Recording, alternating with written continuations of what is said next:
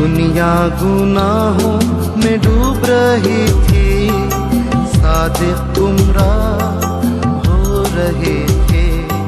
छोड़ा आसमां बना इंसान, मिली नज़ार इस दुनिया को। या मसीह दुनिया में तू पापियों को बचाने को।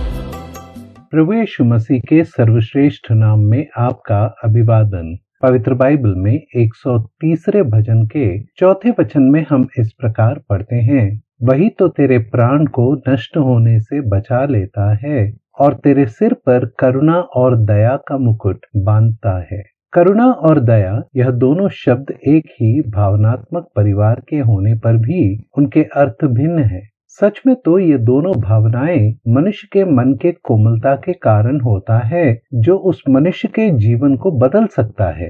वाक्य प्रयोग में दया दिखाने की भावना है तो करुणा किए जाने वाले की भावना है। दया कार्यों के द्वारा दिखाया जाता है तो करुणा अंतर्मन से बहता है।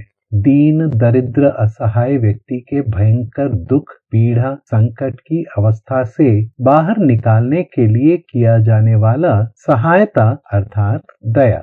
अपाहिज, निर्बल, चोट लगे हुए भूखे भिखारी को देखकर उसे भोजन देने की या फिर 2 पैसे देने की जो मदद करते हैं, उसका अर्थ है दया दिखाना। अंतर्मन के प्रेरणा के कारण समझ के साथ किया जाने वाला कार्य करुणा है। माँ से बिछड़े हुए नवजात शिशु को रोते हुए देखकर एक स्त्री जब उसे उठाकर अपनी छाती से चिपकाकर दूध पिलाती है, वह उसकी करुणा है। करुणा का अर्थ एक पीड़ित प्राणी के दुख के प्रति अनुकंपना, सहानुभूति या उसके दुख में स्वयं भी दुखी होना। प्रभु यीशु मसीह ने एक दृष्टांत कहा, यरीहो की ओर जा रहे एक मनुष्य को लुटेरों ने लूटा। उन्होंने उसे बहुत पीटा और अधमरा छोड़ गए। उसी मार्ग पर जा रहे एक लेवी ने और एक फरीसी ने उसे देखा और मार्ग बदल कर दूर चले गए। थोड़ी देर बाद एक सामरी उसी मार्ग पर आया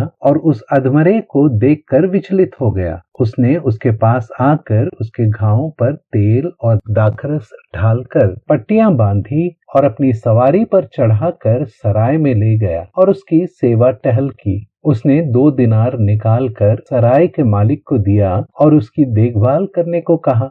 सामरी को उस अधमरे पर दया हुई और उसने उस पर अपनी करुणा दिखाई। वह अधमरा तो उन लोगों के प्रतीक है जो दुष्ट शैतान के वश में है। शैतान ने उन्हें पाप और अपराध के द्वारा अनंत काल के मृत्यु के द्वार पर लाकर रख दिया है। और उस भले अच्छे सामरी तो और कोई नहीं परंतु प्रभु यीशु मसीह का प्रतीक है। उसे मनुष्य पर दया हुई और वह स्वर्ग को छोड़ मनुष्य के पास अर्थात पृथ्वी पर उतर आया। मनुष्य के मृत्यु को स्वयं पर लिया और अपने लहू को उनके छुटकारे के दाम के रूप में दे दिया। मरे हुओं में से मसीह फिर जी उठा और जो कोई उस पर, उसके मृत्यु और पुनरुत्थान पर विश्वास रखता है, वह पाप क्षमा और स्वर्गीय जीवन का लाभ पाता है। वह उन्हें दया और करुणा का मुकुट पहनाता है। यह करुणा और दया का मुकुट आपको भी मिले, परमेश्वर से आपके लिए हमारी यही प्रार्थना है।